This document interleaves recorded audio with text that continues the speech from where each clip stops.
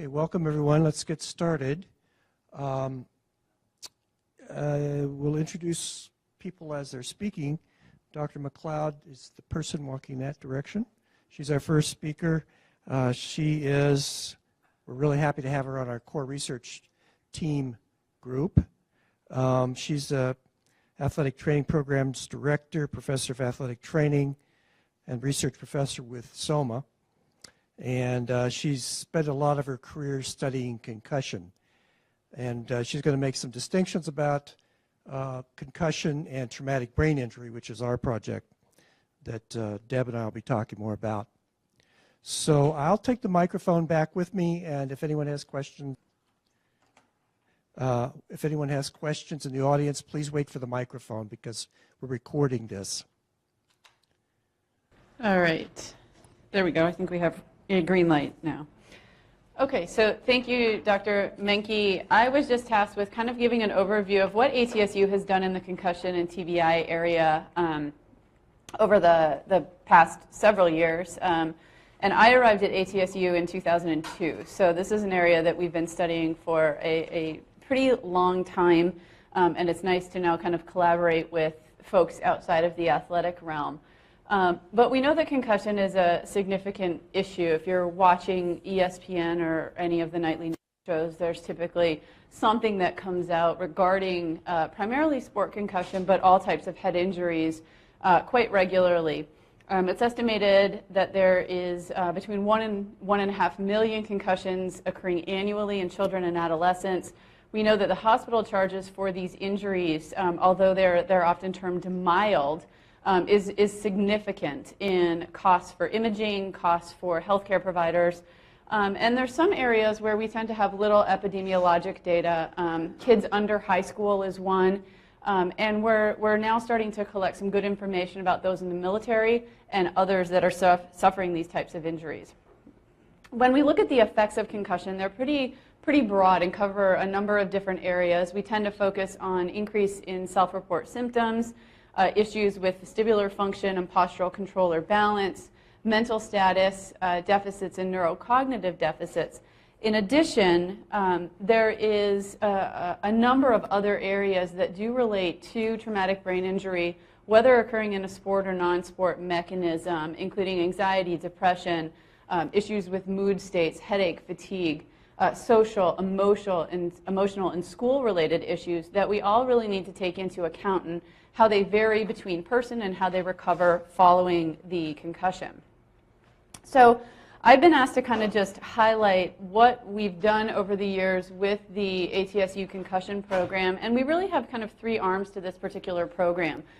We have an outreach service arm that provides free assessments to local youth and high school athletes. We partner a lot with community groups in doing concussion education programs, in doing preseason baseline testing and post-injury concussion assessments.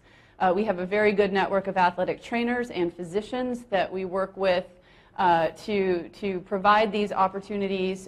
We have a very good program with Mesa Parks and Recreation called the Positive Play Project, in which we do concussion education for coaches and parents and offer the free baseline testing to athletes.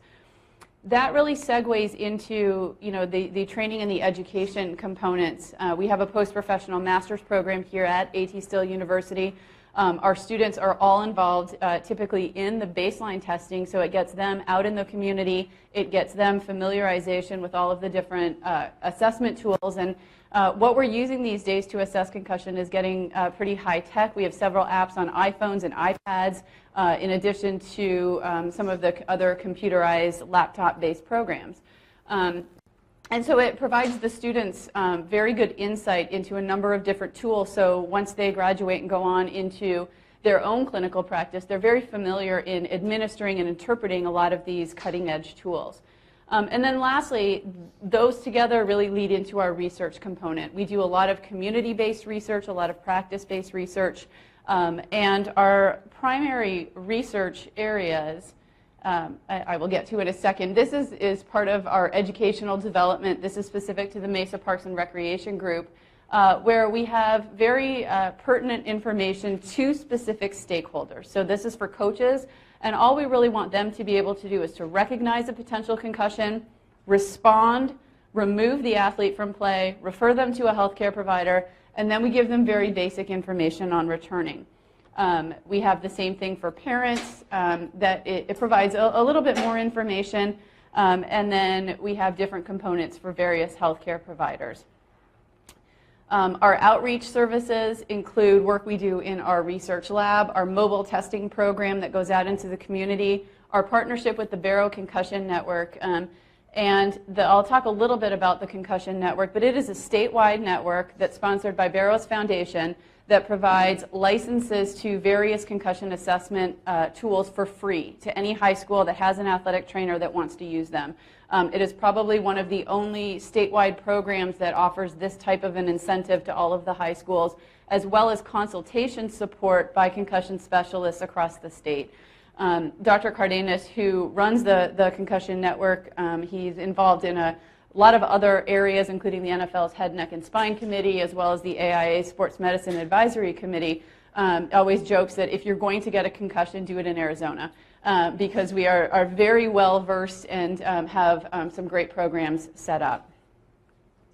From a research standpoint, we've primarily focused on 3 key areas, the first being knowledge and education, with a number of studies related to coaches, parents, athletes, medical professionals, and school professionals. We spent a lot of time recently looking at how schools implement return to learn components and getting a student athlete back into the classroom. If we think about all of the youth athletes and our high school athletes, that's their job. And so that's been a focus with a big series of projects that's been a collaboration between myself and Dr. Kaylee Welch-Bacon. We've done a lot with assessment tools, looking at measurement properties and other confounding factors for assessment tools, looking at recovery on these various tools post-injury, and then get asked by a lot of companies to do studies to help to validate new tools that are coming onto the market or that they want to be involved in. And then lastly, we tend to look at things from a prospective standpoint. Our focus is really both quality of life and academics in trying to take that whole person approach to concussion management. We're currently working on a study with local high schools looking at preseason vision training, and that if we do particular sport vision training, can we increase peripheral vision to reduce the risk of concussion on the field, and that's a collaboration that Dr. Williams is helping to lead. And then I'm involved in a couple of larger, more collaborative projects. One is with PRISM, which is the Pediatric Research in Sports Medicine group. And we are starting a very ambitious project with several large hospital groups and other youth and high school groups that we are going to be looking at concussion kind of in that acute phase through recovery. And so we're just in the process of securing all the reliance agreements for the IRB for that particular project. But it is going to be a multi-year project really to kind of look at what happens to those younger kids that are being seen by healthcare providers. And then we've worked with ASU and TGen looking at kind of a study that's identified the clinical component, biomarkers, and biomechanics of concussion, where we instrumented the ASU football team with sensors in their helmets to record the number of impacts, type of impacts. We got blood, saliva, and urine samples from them that are currently sitting in freezers at TGen until we get funding to actually analyze all of it. And so that was a very unique project with a lot of community partners as well. Just briefly, the Barrow Concussion Network includes Barrow Brain Book, which is the state-mandated education program. So every high school and athlete in Arizona takes Brain Book at least once prior to the start of their athletic career. We have a concussion research registry. We have Impact and now Sway Balance as key components to the assessment piece, and then our concussion consultation. The number of athletes that have completed Brain Book is probably over 300,000 by now. We are on our 3rd iteration of the program. They're trying to it started out very social media-like, and now it is to the point where it's a little bit more modular-based, but provides education to high school athletes in a manner that they're accustomed to. So the first one really looked like Facebook. Now we're told that kids don't use Facebook, only old people use Facebook. And so it has been morphed into a different format where they collect badges for going through the different education modules. We've done some analysis of that type of data and found significant gains in knowledge and favorable shifts in attitude. And when we look at a public health model or the theory of reasoned action and planned behavior, if we want to change attitude and reporting of concussions, we need to kind of look at this from a much larger standpoint than just improving knowledge in the education piece. This is an example of the sway balance test. This is another test that we've done some lab-based work and are using it now clinically. They just hold the iPhone over their chest, walk through the different stances, and the accelerometer within the iPhone actually collects postural sway data. We've done some recently published a reliability piece and found, for the most part, moderate to good. A couple of stances like the double leg, most kids do very well on, so our reliability is ultimately lower there. The consultation piece works like a telehealth component in which athletic trainers and other providers can request a consult with one of the 5 concussion specialists, so they can be in Kingman, Yuma, wherever they are, and have access to these providers, oftentimes in a real-time format. They can kind of start their cases. They can upload all of their clinical data, such as an impact neurocognitive report, the sway balance score, and then we're starting to look and investigate that as a telehealth tool and how that can improve outcomes.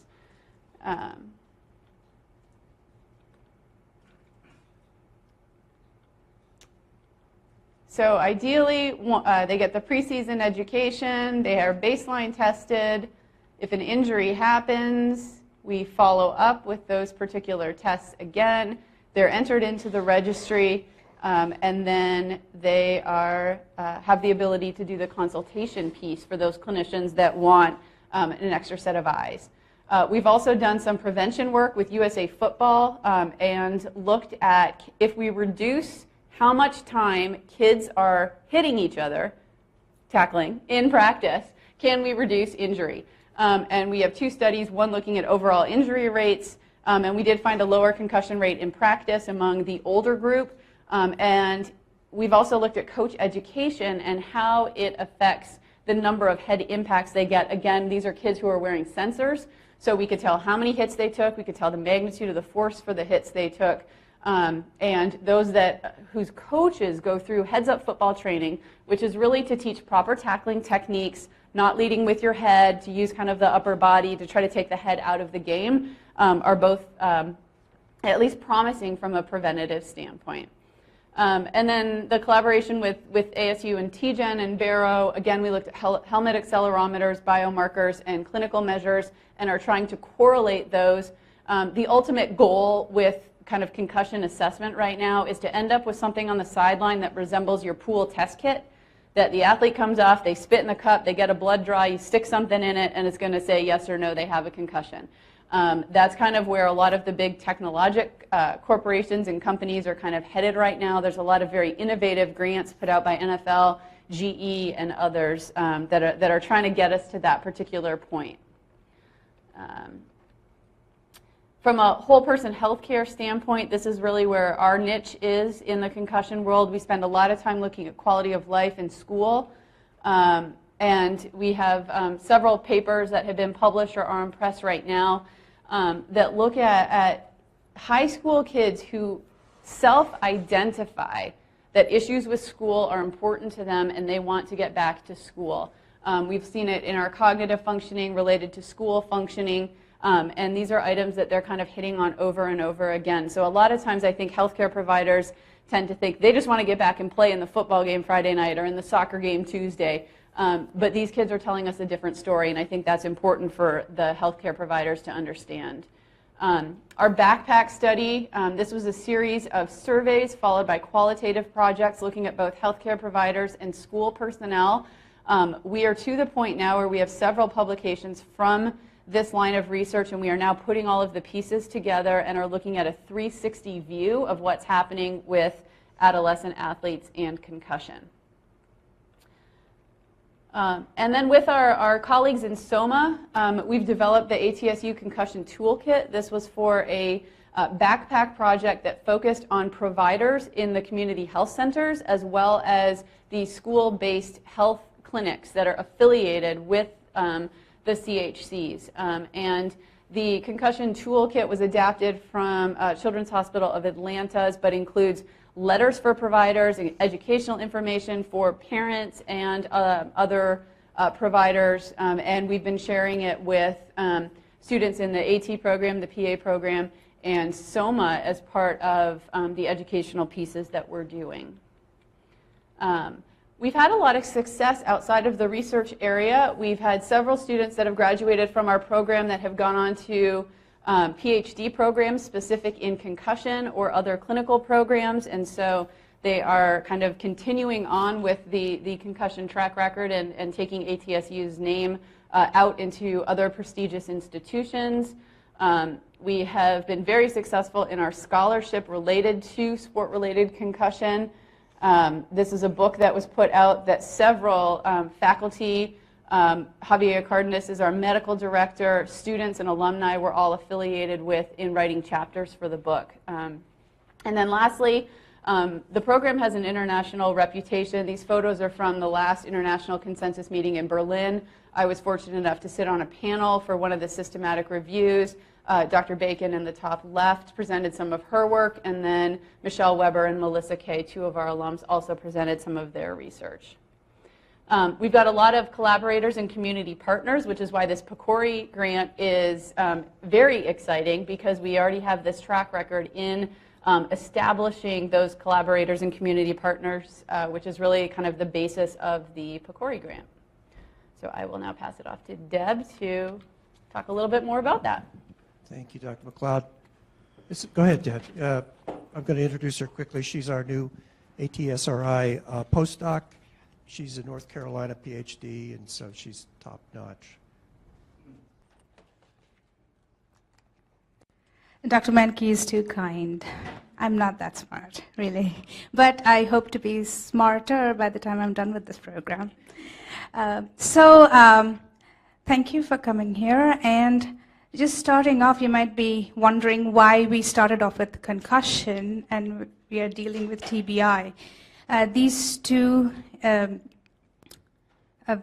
subject areas are like they coexist in the scientific domain. For example, the CDC and the NIH neither have discrete definitions for TBI and concussion. They kind of overlap. Anyway, and thank you, Dr. McLeod-Valvovic, for your brilliant introduction. So I'm going to jump off to our work here. So at ATSRI, Dr. Menke has secured this grant. So ATSRI secured this grant from PCORI, which is the Patient-Centered Outcomes Research Institute based out of Washington, D.C. And they are an independent nonprofit organization authorized by Congress in 2010. And its mission is to fund research that will provide patients, their caregivers, and clinicians with the evidence-based information needed to make better informed healthcare decisions. And PCORI is committed to continuously seeking input from a broad range of stakeholders to guide its work. And here's where our work comes in. We are including survivors of TBI into the research population. We are gathering data from the proverbial horse's mouth and trying to build up a capacity in the community, if you will, to build up a network which will contribute to comparative effectiveness research in this domain. So here is our plan. So this is not a scientific research per se, and we are not collecting data, but we are actually fostering survivor and academic partnerships.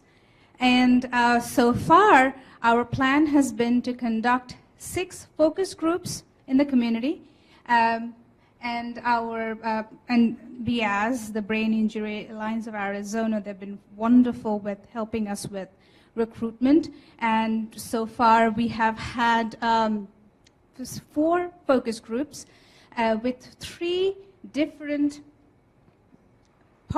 research partner input. And we are calling survivors research partners because they are our research partners. They are helping us define our goals and objectives and helping us with selecting items that will go into further research. Data collected from this focus group would help us build a questionnaire which we will elicit in the larger survivor community at 2 brain injury conferences to be held in May. And that's a questionnaire that will be distributed via a survey. And Dr. Menke is going to talk about it a little more.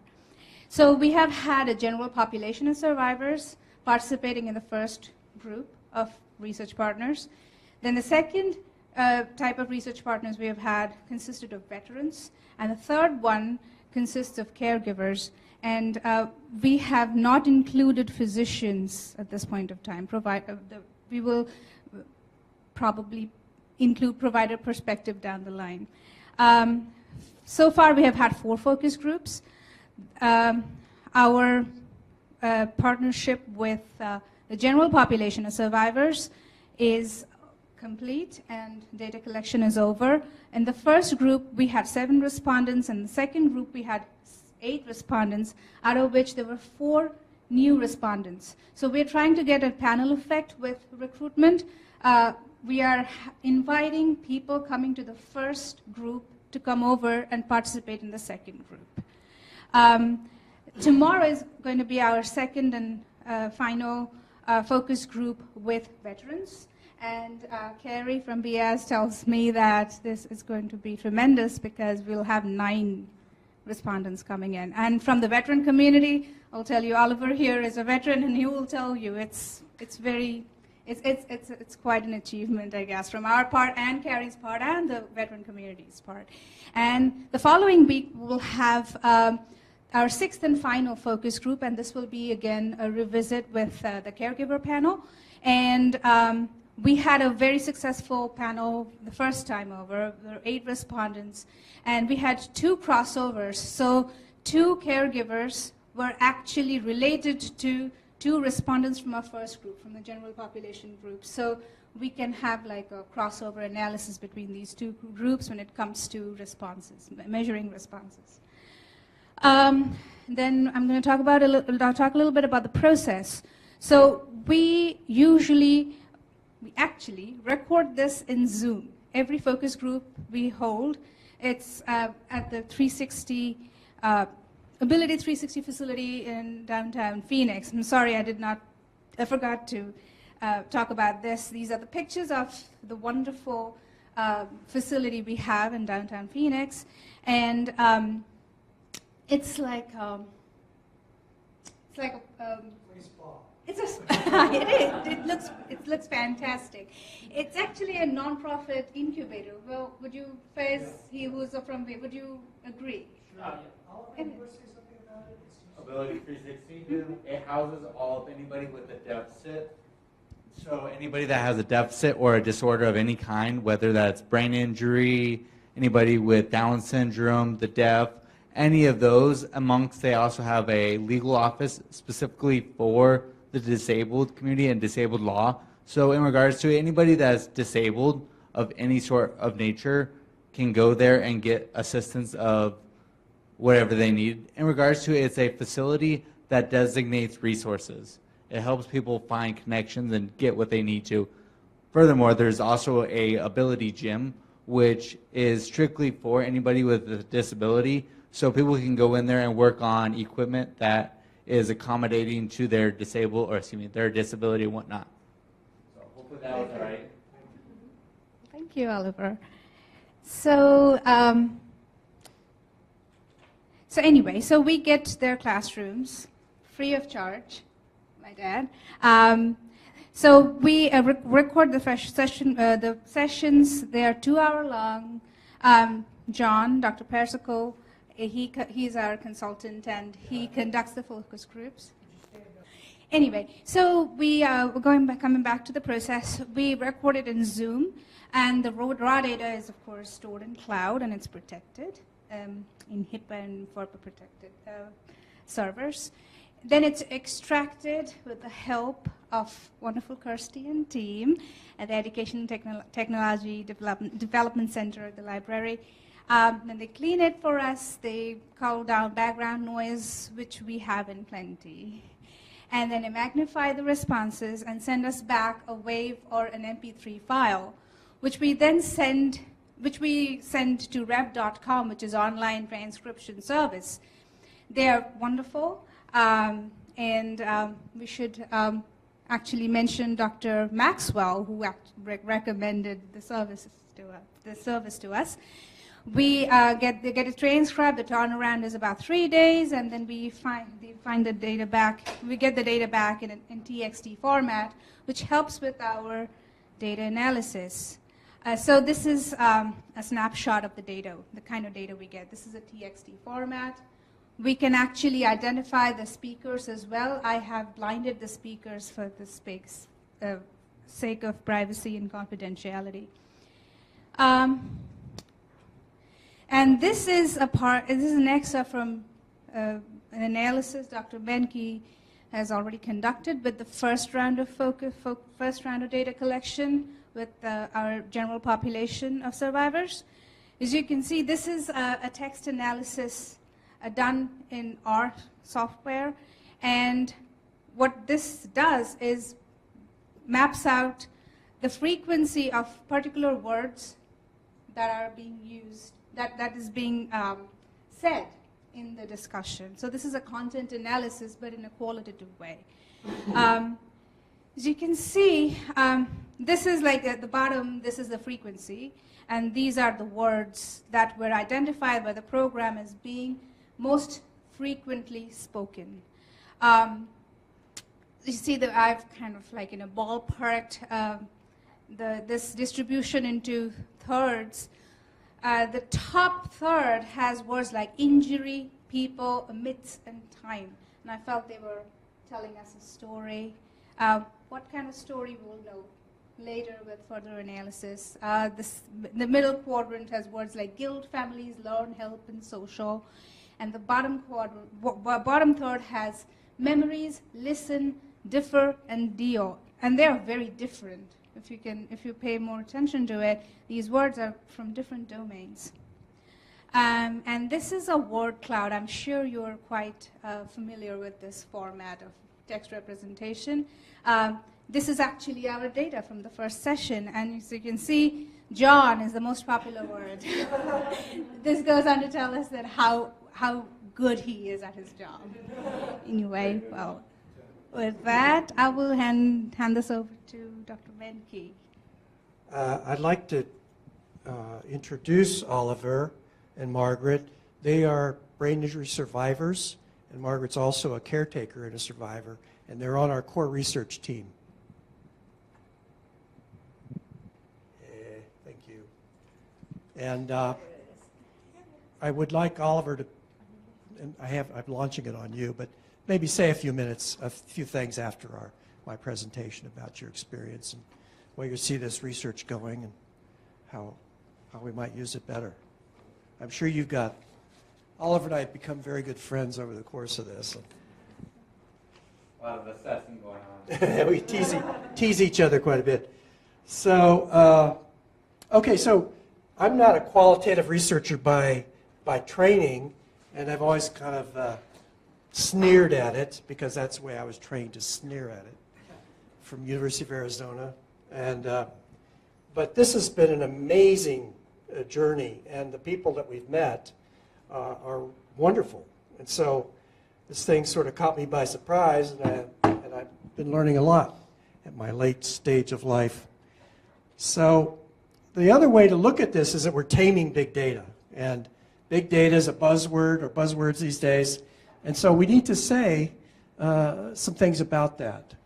And if you haven't heard of Edward Snowden, you might keep that in mind because we're talking about data that's being collected on all of us all the time. So PCORI is the Patient-Centered Outcomes Research Institute, and in their request for proposal, they said, you're not going to do research, you're not going to collect data, you're not going to test hypotheses, but we'll give you money if you do what we want you to do. So by a quantitative perspective, they just told me I can't do anything. So what's left? Well, it turns out that if you shut up and listen, you learn a lot. I should know this. What we're instructed to do in this grant is to listen to survivors of brain injuries. The idea is that brain injury survivors have been diagnosed and treated, and never listened to. So this is kind of a novel idea that they're just not run into the medical system, but we want to find out what their particular needs are. And we're starting with the focus groups that Dr. Persico has started, and with the Brain Injury Alliance of Arizona, facilities and support. To build on Deb's work, presentation is, we have word counts. This is sort of the first step of a qualitative research analysis. But we also have bigrams and trigrams. And these are culling out phrases that are most often used by people that we're interviewing. And this is not our data, but this is examples of bigrams, two words together, used frequently, or trigrams. And this is our next step. We're going to do one for each of our focus groups. And this will give us what we're called a semantic backbone.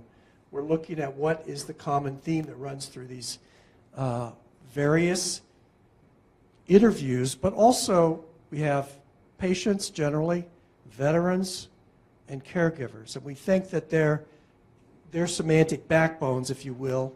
I used to be a chiropractor, by the way, so this really appeals to me. See if they're different, see if their priorities differ. So this is interesting, measuring fake news. In Doha, Qatar, I don't know if that's how you pronounce Qatar, but anyway, newspaper words and comments versus real health issues. In this case, the Doha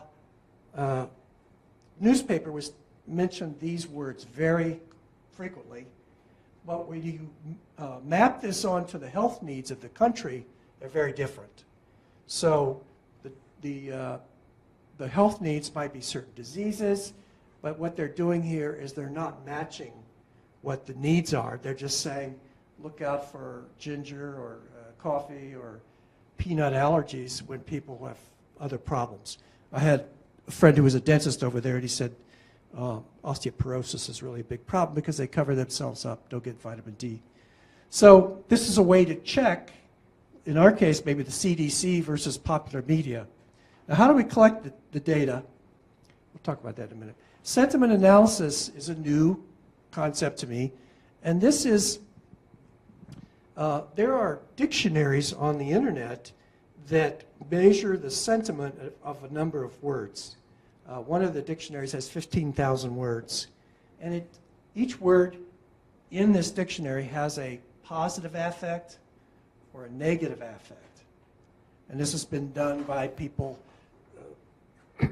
ordinary people across the world who's rated English words for these positive to negative affect. Sometimes it's not just those two, but it's also neutral and somewhere in between. So you can have dictionaries that just go positive or negative, and you can have quite a gradation of them. Now this is the Bible analyzed by sentiment analysis. And the red means a negative story, and the black means a positive story, based on the words' meanings. I'll show you an up-close view of that.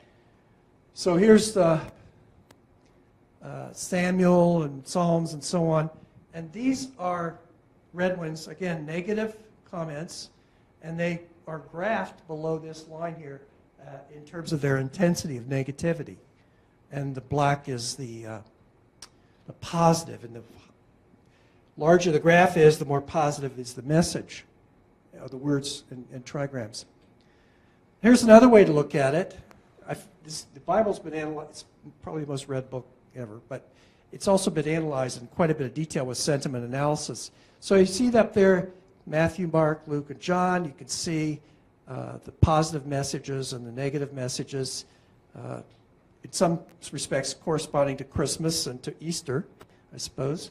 And then this is an interesting kind of Edward Snowden sort of situation where the early signs of distress at Enron could be picked up by a sentiment analysis based on the emails. So we don't have any IT people here. I don't know if they're reading my email or not, these emails or not. But the red marks are notions that the email has turned negative. And as these would build up, there should be some warnings, early warnings about the nature of the business. And here's 2016 election and Twitter feeds, which we can access if we wanted to. I know how to do that now. But the point being that there are some very smart people now who are tracking the internet for political stances and modifying the campaign by state or by national trends. It's a very technical, high-tech kind of thing. So what we could do is web scraping. How many of you heard of web scraping? Okay, so you can write a robot kind of task, and you can go out and you can pull all the data off of Twitter that you want under a hashtag or something. And then there are services that do this that charge a lot of money to analyze Twitter data. So you could market a new product, or you could find out how your service is being seen. We could do it ourselves if we want to, preferably under the something we're interested in rather than marketing data. And then I want to mention that there's a place called patientslikeme.com. It was developed by two brothers in Massachusetts. One had multiple sclerosis. The other one said, what can we do about this? And he found out that when patients talk to each other, they come up with solutions that help themselves, that help support their disease or manage it. And physicians are out of this loop. They don't know oftentimes what the needs are because of the shyness of the patient or whatever. So Patients Like Me does have a major traumatic brain injury subgroup. It also has multiple sclerosis and any other disease you can think of. But when I talked to them last fall about letting us in on the TBI group, they said, they wrote me back right away and said, that'll be 6 figures. They didn't even tell me how many 6 figures it was going to be. So she said, are you still interested? And I said, no. But anyway, they're selling their data to drug companies. So they've kind of gone to the dark side, Deb, to enhance drug applications. Deb used to work for a drug company. Okay, so open data is the new term, which is we're going to have to publish our data if we're going to get a grant, and some journals are going to require this. We're looking at how that might fit into this project. Open Science Foundation and Harvard Dataverse have these websites that we can use for free to put our data up there for comparison to other universities that are collecting the data so we can combine it and move it towards comparative effectiveness. And then metadata is data about our data. And this is what's, I know, getting pretty abstract here, but this is what Edward Snowden was accused of only getting, was our metadata, which is where our data of personal import are stored. But as it turns out, this is really the key to a lot of privacy issues. So we're aware of that too. So the next steps in our research are to continue the confidentiality of our fine participants, survivors, We're looking for themes that might come up in these groups, or semantic backbones, if you will. Confirming those through a Qualtrics survey, perhaps as early as May. We hope in May. And the two main objectives for the PCORI grant are to keep people engaged because we're building an infrastructure for research, and secondly, have that set up so that we could do comparative effectiveness research down the road. What works for what people and whom? And we think that there might be a number, as Oliver would say, a number of types of traumatic brain injury. In fact, he says, if you've seen one brain injury, you've seen one brain injury. Am I quoting you correctly, sir? So so far, we're hearing a lot about caretaker burnout. A lot of people's lives are changed precipitously, if that's a good word to use, when a member of the family gets a traumatic brain injury. It could put parents on hold, their careers, and sometimes these injuries require 24/7 care. Physicians, another theme is that physicians don't know what to do. They don't recognize it, and they don't know how to get people to resources. So we've been reminded over and over again that some of these people are wandering around without resources for quite a while. These are marginalized, underserved populations. There's a lot I've learned about this, and all qualitative right now. Our text analysis, and Dr. McLeod, I'm glad we talk, even if it's in front of a room of people now and then, because we're on similar tracks, and I appreciate knowing more about your collaborators and what you're up to. So that's my presentation. I would like, Oliver, would you take the mic and talk a little bit, and keep it under an hour. I am Bryan. This guy has a lot to say. He's really been my guide into this world. So, Thank you, I appreciate it. I am Oliver Bryan. I'm a severe traumatic brain injury survivor. I just got here as a quick summary of my injury. I just got home from the Navy, October 2012. Later that month, I was asked to do a flag ceremony at the Arizona Cardinals Stadium.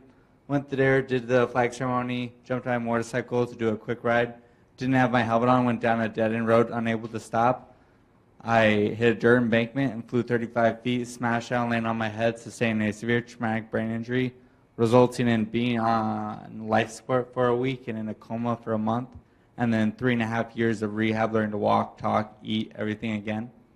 I am currently a full-time student at Honors College at GCU and a senior getting my business degree. And so in regards to, give me some talking points, doctor. well, I just want to emphasize he was in a coma for a month. You know that it was pretty serious. And yet he's still gorgeous. Didn't hurt his looks at all, or his Confidence.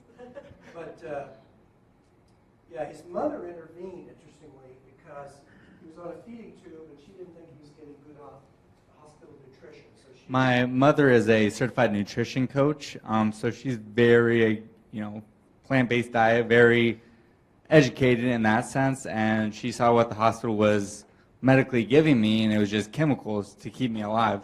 So she basically went to the head dietitian, was like, he needs this, a whole food supplement, where it's just fruits and vegetables in a capsule. It's the #1 whole food supplement studied in the world. It's Juice Plus. In regards to, she got approved by God's grace and was able to open that and put it in my feeding tube every 6 hours so that I was getting the best nutrition possible, because your brain is the #1 organ in your body affected by food, good or bad. So basically, was I having all the tools to fight, or was I just trying to survive? So that was. tell about your plans for the future as they're turning out now. Plans for the future. I've got, obviously I'm trying to finish my degree, but I'm definitely going to go on and get my master's. I'm in the process of developing a program that works with disabled students at colleges and anybody in the disability department, basically working on developing strategies, techniques, and compensations to help be effective and beneficial at school. You know, because yeah, you get treated and then you get sent to school, but if you don't have any of these strategies, techniques, and compensations developed, you really don't know what to do with the ADA accommodations. 2-week extension just means that I'm going to wait 2 weeks longer to turn a crappy paper in. But if I strategic about placing, you know, okay, I'm going to do it here and planning accordingly, I'm going to be successful. And furthermore, those are the skills that are going to transfer over to every area of your life. You know, planning and being very strategic and developing different compensations that are going to overcome your challenges. Any questions of Oliver? Give me something, please. He's dying up here. I don't want to give the microphone, please. See how he is? Yes, ma'am. That's my wife back there. I've heard lots about you. I have to take my hat off to you. I can survive with that guy. I kid. Get to the point. So I'm ready to. So how long have you been working on this program that you just described? I just created it as an LLC. I am currently in the process of developing the business plan for it. And then I'm basically just trying to structure it out because I want it to be a program that I'm going to bring to universities or any institution, any facility that is really going to, but then again, it's very, you know, it has no data to show. Like, how is this beneficial? So, first off, I'm going to try to have GCU beta test it and just, okay, let's see if we can get a proof of concept. And then from there, move it and progress it forward. Because once I think the snowball starts rolling and, you know, people see beneficial it is and students feel like they're grasping a lot more and they're just having success like academically, I think that it's going to just snowball and universities amongst other institutions are going to grab onto it and be like, this would be hugely beneficial. So as a program right now, it's still in the development phase. So I mean, if we can definitely get together and you want to get your husband to come help me with it a little bit, I mean, I am hiring. I don't know. Anybody else? Come on, don't be shy. I'm not. All right. We can always bring him back for more. Thank you, sir. Yeah, let's applaud. Margaret, would you like to say something? You're welcome to. I don't want to. I invited you yesterday, and now I'm telling you want to. But I fed you. Margaret is a survivor and a caretaker, and she's a member of our core research team, giving us advice. So, okay? So you want me to give you advice or my story too, or Your story. my story? Yeah, don't do what he did. I'm what not to do. So, yeah, just her story about it's your mother that you're caring for. Is it? What I did 2017. Would you hold the microphone? Okay, I'm Margaret, and a TB survivor, as you know. When my injury happened, it happened back in 1969, April 9th. And I was only 4.5, and it changed my life completely. But yeah, without the many, many years that have come and gone, I've come a long way, thanks be to God. And I basically, there was a lot of good openings and doors that helped me work through a lot of things. My mom was a pusher as I was growing up. Always finding avenues of how can I help her, who's out there.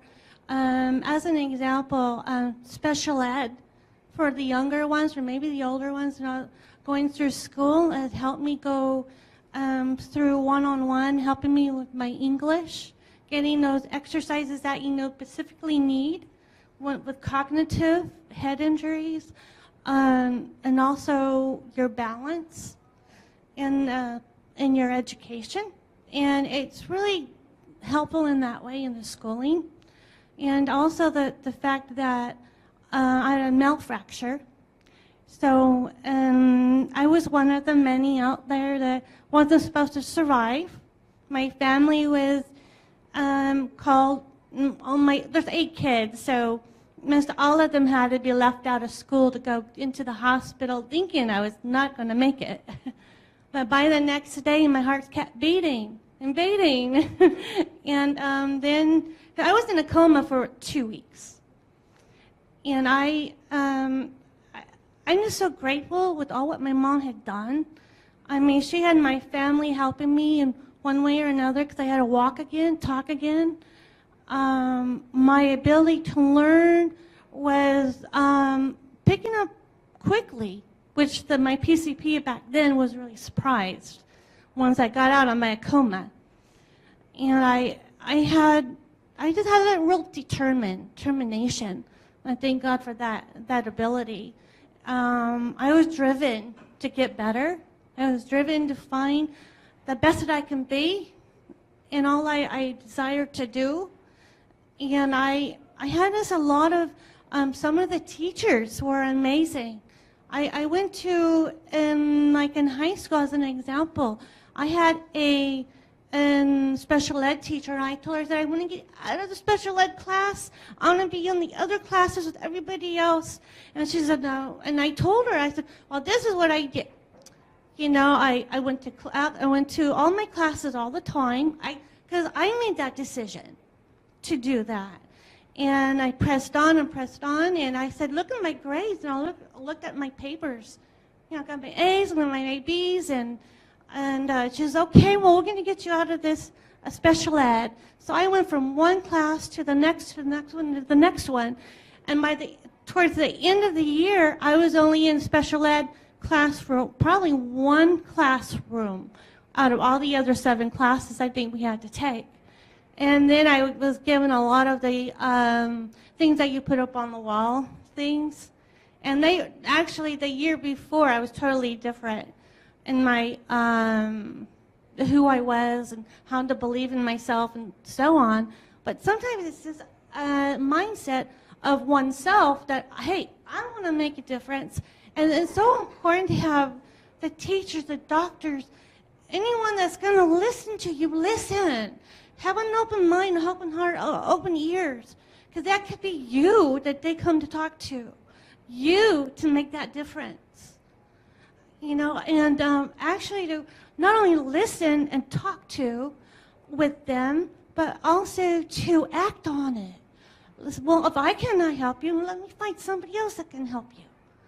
You know, mine is somewhat like his, but not exactly. But I'm hoping in the future, when I'm ready, I'd like to help other TBI survivors that have a desire to take that step A to B. When they've got that, you know, that step forward done and accomplished it, then what else do they have a desire to make that step forward?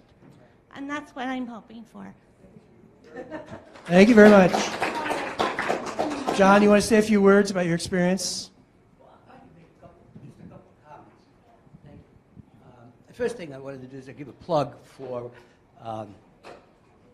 Oliver and Margaret. They both have books written about their experiences.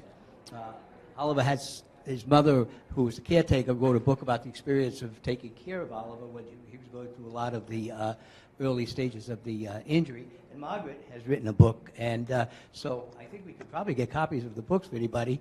They'd be happy to autograph them and sell them to you too, because I bought a copy of each of them, and my wife has already started enjoying them very much. She had read that Still Alice book a number of years ago, enjoyed that, and she's really enjoying the 2 books. So I want to give a plug for them. The second thing is coming up, and I give a plug for this. The Brain Injury Alliance of Arizona has a fundraiser. It's coming up on the April 14th, and it's a 1 mile walk, a 5K run, or a 10K run. You get a T-shirt and you get a medal, I guess, with it. And my wife is going with me, and Deb has agreed to walk with my wife, and we just think it's been such a wonderful experience getting to know some of the people in the community of TBI survivors that I just think it'll be a lot of fun going out and meeting more people, a real good chance to socialize with people and get to know some. But the only last thing I was going to say is I probably had a little bit more experience with qualitative research. And when you go into quantitative research, you may, in fact, be looking for a hypothesis, and you may, in fact, oftentimes fall into that trap of confirmation bias where what you see is what you're expecting to get, you get. But with qualitative research, I have a feeling down the line we're going to find a lot of serendipitous findings. I think there's some already have come up, which I won't mention now because I'll leave that to Dr. Minke and the research later on. But I think for myself, who I knew when Dr. Minke contacted me about this, I didn't even know what TBI stood for. So already I've had a lot of, I think, insights into the community and maybe some even of the needs, but that'll come down along the line further on. I think I'd rather wait and not set at any impressions right now. My job, by the way, as the facilitator, is to get people like Oliver and Margaret a chance to talk and share their stories. Now, my name came up number one there only because I ask a lot of the questions and I try to keep the dialogue going. So, but I've been very grateful to Dr. Minke and Dr. Roy for allowing me to participate in this research because it's been a tremendous learning experience, and emotionally, one of the things they said originally about this was the impatience that often people like myself, who I tend to be a very type A personality, I'll get into a store and somebody's waiting in line, I'll think, why can't they hurry up? And now I realize that they may be a TBI survivor.